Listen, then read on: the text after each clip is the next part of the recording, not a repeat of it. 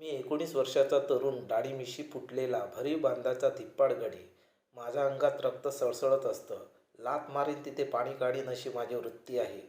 नुकताच 12वीला नुसताच पास झालो नाही, तर मार्क अफलातून होते. काहीतरी करण्याची दुर्दम्य इच्छाशक्ती आहे.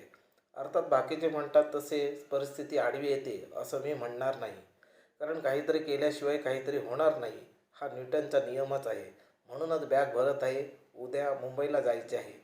तिथे कशी व्यवस्था होईल, काय वाढून ठेवले आहे याची मला पर्वा नाही.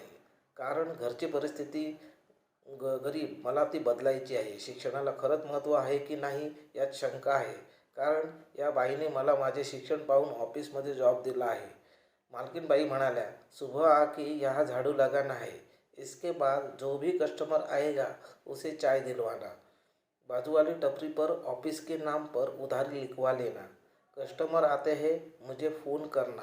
मी म्हणालो, मैडम जी, जो भी इंफॉर्मेशन है मुझे दो, मैं कस्टमर बनाने के लिए आपको मदद ज़रूर करूँगा. मालकिन बाई हंसू लागल्या आणि म्हणाल्या, अरे भाई, क्या इंफॉर्मेशन दोगे, पहले काम तो सीख लो.